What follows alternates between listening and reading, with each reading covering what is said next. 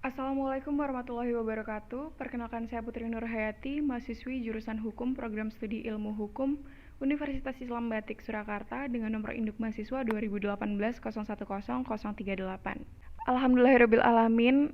Pada hari Jumat tanggal 29 Oktober tahun 2021, saya berkesempatan untuk menjelaskan dan mempresentasikan hasil penelitian proposal skripsi saya dengan judul Tinjauan Yuridis Penjatuhan Hukuman Mati terhadap Tindak Pidana Kejahatan Pembunuhan Berencana, Studi Kasus Putusan Pengadilan Negeri Sukoharjo dengan nomor perkara 181-PIT-B-2020-PNSKH.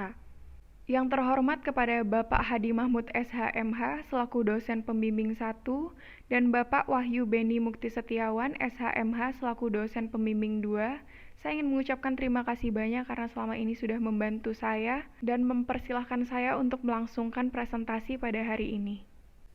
Adapun pokok bahasan yang akan saya bahas dalam presentasi kali ini yaitu latar belakang, rumusan masalah, tujuan penelitian, manfaat penelitian, landasan teori, metode penelitian, jadwal penelitian, dan sistematika skripsi. Selanjutnya pada materi pertama yaitu latar belakang. Negara Indonesia merupakan negara hukum yang mengatur setiap warga negaranya dan memiliki tujuan bersama, yaitu demi mencapai kedamaian, ketentraman, maupun keadilan untuk memperoleh kesejahteraan bersama. Negara Indonesia merupakan negara hukum yang berisikan peraturan berupa norma dan sanksi bagi pelanggar hukum yang sudah ditetapkan. Pembunuhan merupakan contoh kejahatan yang melanggar hukum. Kasus pembunuhan mengalami peningkatan pada setiap tahunnya, dengan berbagai latar belakang, baik sengaja ataupun tidak sengaja, atau bisa jadi karena kelalaian. Terkadang pembunuhan terjadi dan direncanakan secara terorganisir dan mendalam demi tercapainya tujuannya. Biasa disebut dengan tindak pidana kejahatan pembunuhan berencana. Ini adalah perkara dari judul penelitian yang saya ambil sebagai studi kasus penelitian saya. Dan ini adalah berbagai kasus-kasus serupa pembunuhan yang mengakibatkan penghilangan nyawa seseorang dan mendapat sanksi hukuman mati. Pembunuhan merupakan perbuatan melanggar hukum. Pembunuhan merupakan melanggar hak hidup manusia sebagaimana telah diaturkan dan dilindungi oleh konstitusi. Menurut pasal 28A Undang-Undang tahun 1945, setiap orang berhak untuk hidup serta berhak untuk mempertahankan hidup dan kehidupannya. Terhadap pembunuhan berencana diatur pada bab 19 Kitab Undang-Undang Hukum Pidana tentang kejahatan terhadap nyawa dan terdapat pada pasal 340 KUHP yang berisikan barang siapa dengan sengaja dan rencana terlebih dahulu merampas nyawa orang lain diancam karena pembunuhan dengan rencana murder dengan pidana mati atau pidana penjara seumur hidup atau selama waktu tertentu paling lama 20 tahun. Pembunuhan berencana ancaman hukumannya lebih berat daripada pembunuhan biasa karena adanya unsur yang direncanakan terlebih dahulu. Pertanggungjawaban terhadap pelanggar hukum yaitu pembunuhan tersebut perlu dibuktikan dengan actus reus dan mens rea. Berdasarkan latar belakang yang sudah saya paparkan, saya membagi ke dalam dua rumusan masalah, yaitu yang pertama, bagaimanakah pengaturan tentang penjatuhan hukuman mati di Indonesia, dan yang kedua, apa yang menjadi putusan hakim dalam menjatuhkan hukuman mati, tindak pidana pembunuhan berencana, perkara nomor 181-PIT-B-2020-PNSKH. Selanjutnya pada bagian tujuan penelitian. Tujuan penelitian sendiri terbagi menjadi dua, yaitu tujuan objektif dan tujuan subjektif. Dalam tujuan objektifnya yaitu untuk mengetahui pengaturan tentang penjatuhan hukuman mati di Indonesia, untuk mengetahui putusan hakim dalam menjatuhkan hukuman mati tindak pidana pembunuhan berencana pada perkara nomor 181-PIT-B-2020-PNSKH. Sedangkan dalam tujuan subjektifnya yaitu untuk menambah pengetahuan dan pemahaman pada bidang ilmu hukum mengenai penjatuhan hukuman mati terhadap tindak pidana kejahatan pembunuhan berencana dan menerapkan ilmu yang sudah diperoleh selama menempuh studi di Fakultas Hukum Universitas Islam Batik Surakarta. Selanjutnya ada di manfaat penelitian. Jadi manfaat penelitian di sini terbagi menjadi dua, yaitu manfaat teoritis dan manfaat praktis. Manfaat teoritis di sini, penelitian ini diharapkan mampu memberikan kontribusi pemikiran secara substansial bagi pengembangan ilmu hukum sebagai data ilmiah dari ilmu hukum. Pada bagian manfaat praktis, yaitu hasil penelitian ini diharapkan dapat digunakan sebagai sumbangan pemikiran bagi akademisi pemerintah maupun para penegak hukum. Sebab adanya penelitian ini guna menambah wawasan dan pemahaman terkait tinjauan yuridis penjatuhan hukuman mati terhadap tindak pidana kejahatan pembunuhan berencana. Selanjutnya saya akan memasuki bagian landasan teori. Jadi landasan teori di sini saya bagi menjadi 3, yaitu tindak pidana, pembunuhan berencana, dan hukuman mati. Pada bagian tindak pidana, dalam istilah Belanda biasa disebut dengan strafbaarheid.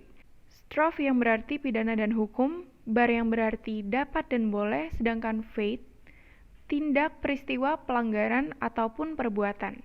Strafbaarheid sendiri memiliki istilah yang bervariasi dalam bahasa Indonesia, yaitu perbuatan pidana, peristiwa pidana, tindak pidana, dan perbuatan yang dapat dihukum. Strafbaarheid adalah suatu tindakan yang melanggar hukum yang telah dilakukan dengan sengaja ataupun tidak sengaja oleh seseorang yang tindakannya tersebut dapat dipertanggungjawabkan dan oleh undang-undang telah dinyatakan sebagai suatu tindakan yang dapat dihukum. Selanjutnya, pembunuhan berencana. Pembunuhan berencana di sini termasuk ke dalam kategori perbuatan pidana. Perbuatan tindak pidana pembunuhan berencana diatur pada pasal 340 KUH pidana, yang berisikan barang siapa dengan sengaja dan rencana lebih dahulu merampas nyawa orang lain, diancam karena pembunuhan dengan rencana murd, dengan pidana mati atau pidana penjara seumur hidup, atau selama waktu tertentu, paling lama 20 tahun.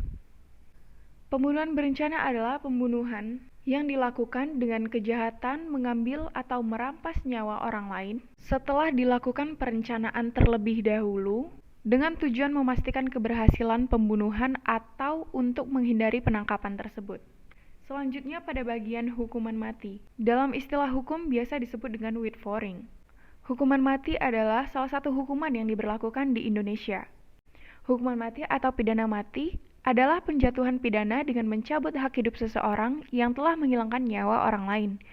Hukuman mati merupakan hukuman yang dijatuhkan melalui putusan hakim dalam proses persidangan di pengadilan sebagai bentuk hukuman atas tindakan kejahatan seseorang. Hukuman mati diberlakukan pada tindak kejahatan pembunuhan berencana, terorisme, dan perdagangan obat-obatan terlarang. Selanjutnya pada bagian metode penelitian. Metode penelitian di sini saya bagi ke dalam 5 metode penelitian. Yang akan saya bahas di sini yang pertama yaitu jenis penelitian. Jenis penelitian ini merupakan jenis penelitian yuridis normatif, menggunakan bahan-bahan pustaka dan peraturan perundang-undangan dikonsepkan sebagai kaidah atau norma yang merupakan patokan perilaku manusia. Pada bagian kedua yaitu metode pendekatan. Dalam penelitian ini, metode pendekatan yang digunakan adalah dengan hukum normatif. Pendekatan hukum normatif yaitu pendekatan hukum yang dilakukan dengan cara meneliti bahan pustaka, dokumen, dan data sekunder. Selanjutnya yang ketiga adalah jenis data. Jenis data di sini menggunakan jenis data dari bahan hukum primer dan sekunder.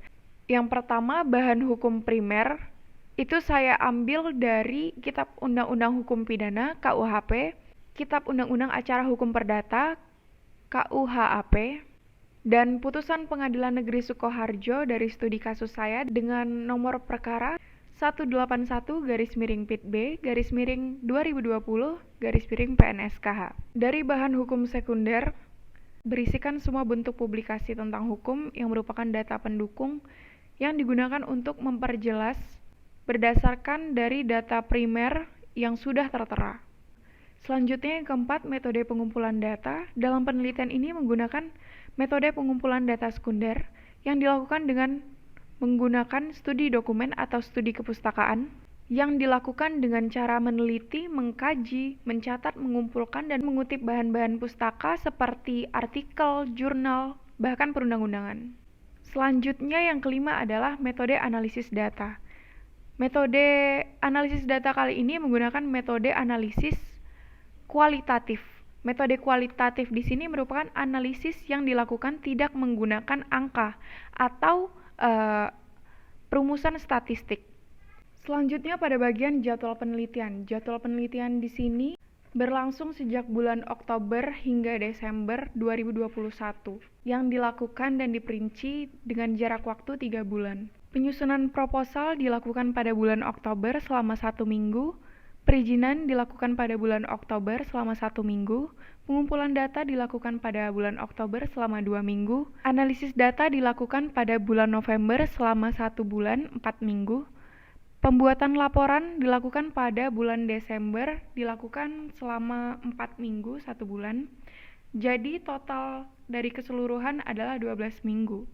Selanjutnya sistematika skripsi. Dalam mempermudah pemahaman skripsi ini, saya bagi ke dalam 5 bab yang tersusun secara sistematis dan komprehensif, sehingga pada setiap babnya memiliki keterkaitan satu sama lain. Adapun sistematika dalam penulisan skripsi ini adalah sebagai berikut.